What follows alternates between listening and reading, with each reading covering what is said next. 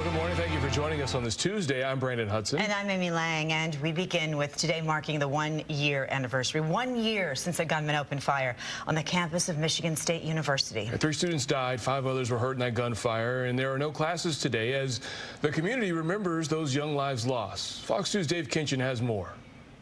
Breslin Center is normally a place for MSU students to celebrate the good times, but now it's a place of healing. They're coming in from all over campus to grab luminaries to light up Spartan Nation green in honor of their 3 fellow students shot and killed on campus and several others hurt 1 year ago Tuesday. There's no one way to feel. There's no right way to heal.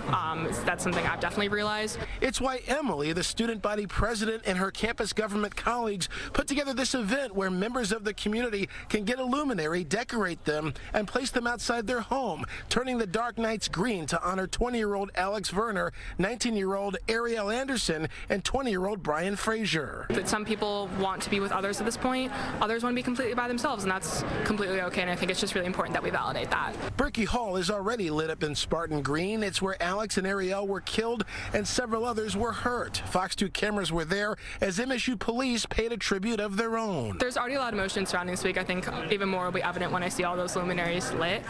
To me, all of those luminaries coming together just shows the light and the power of the Spartan community, and that regardless of what's happened to us, the power and the sense of community we have here at Michigan State is not going to be dimmed by an act of tragic violence that should never have happened here in the first place. Meantime, here at Lot 62, we're north of Spartan Stadium. This is where the main remembrance will be Tuesday night. Come along, I'll give you a look. You can see everything is set up with all of these tents. There will be some warming units here to keep people warm. This whole area will be full of emotion during that powerful tribute.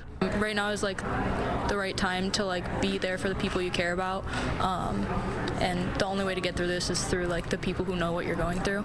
And while the community remembers, life is much different with more locks on campus doors, more security cameras, and university buildings locked down after 6 p.m. But we're told that's not the only thing that's different. I think the biggest change, though, is within the students. I think, unfortunately, a lot of us feel a little bit of fear now walking around campus. Everybody's kind of always looking over their shoulders, so it's an unfortunate change that we've all had to go through. That was Dave Kinchin reporting, and there will also be a special remembrance tonight in Clawson for shooting victim Alex Verner.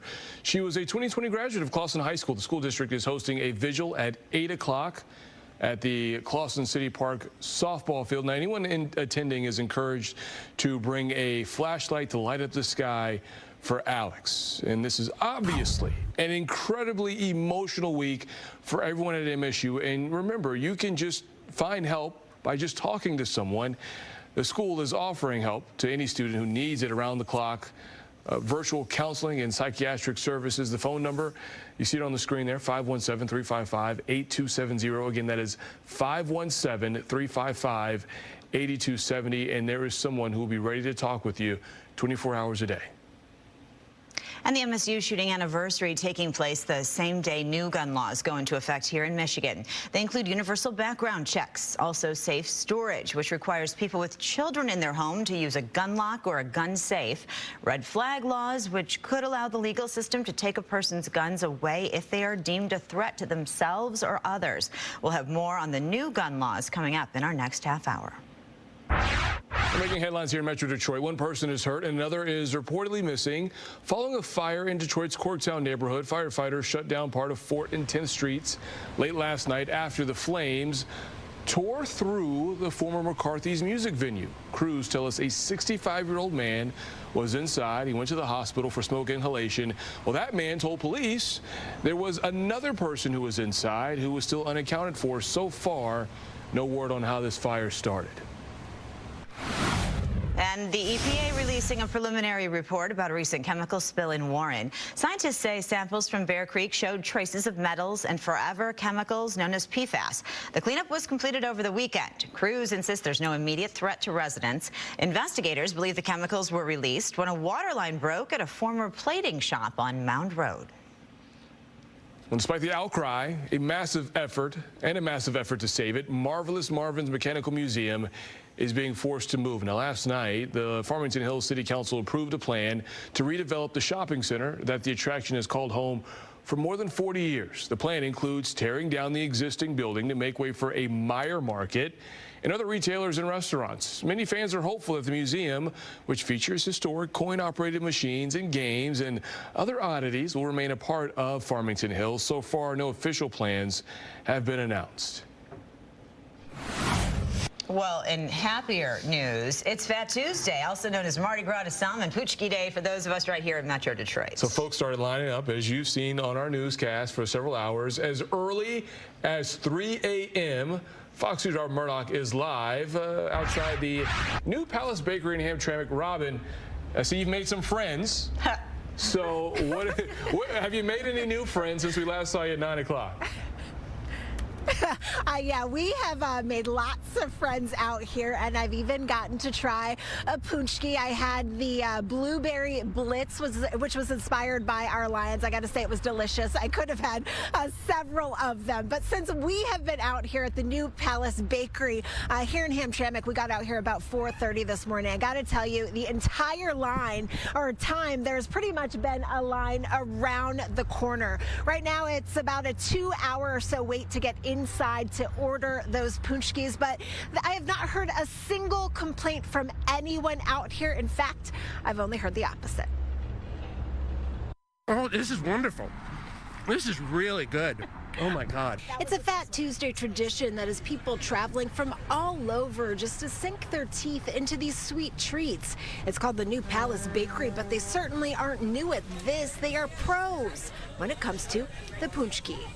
Kicked him out of the car and said, get in line and I'll find a parking spot. Those with a passion for Poochki started gathering outside the store on Joseph Campo in Hamtramck at 12:30 in the morning. That is almost 3 hours before the shop even opened. They are amazing. They are yummy. And I'm probably going to eat about 4 of them today. These Polish pastries are well worth the hour-plus long wait and the drive to get here. That can be double, even triple that for some.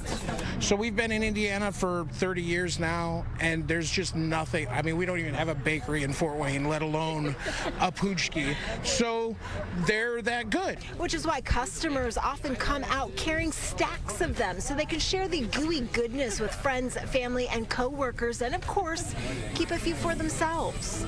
The orders are already in raspberry and custard and blueberry, so I think there's a peanut butter and jelly that someone requested. Yes, so. yes, I believe so. The power of the Poochki, the flavors, the creative fillings, bringing people together on this day and every Fat Tuesday. Is it everything that you remembered? Mm-hmm. It's better.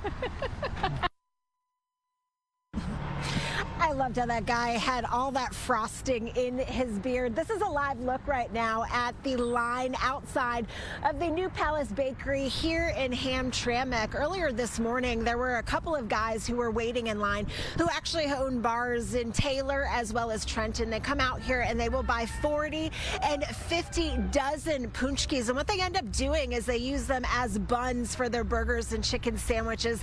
And they say they always sell out every Fat Tuesday. So that just goes to show you the popularity of these Poochkis in all of their forms. We are live here in Hamtramck. I'm Robin Murdoch for Fox 2 News.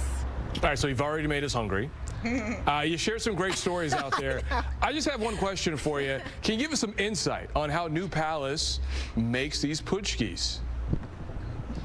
You know, I wish that I had, some insight into how they do this all, because it really is so much work that goes into it. They do say that they do prepare for this weeks ahead of time to make sure that they have all the necessary ingredients to make these Poochkis. And as you can imagine, they will make thousands and thousands of them today alone. They say they treat this like they have company coming over. They want to make sure it is a good experience and perhaps a new tradition for many more after coming here.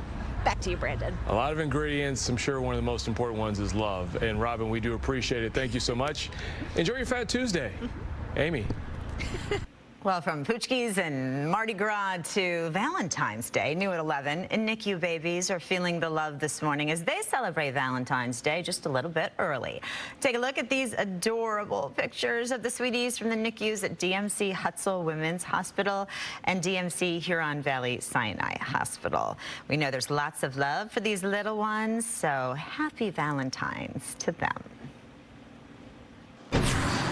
Snowflakes falling outside right now. Accumulating snow is expected later this week. On Thursday, we're going to see in some spots what could be several inches on the ground. We'll talk about which spots that is.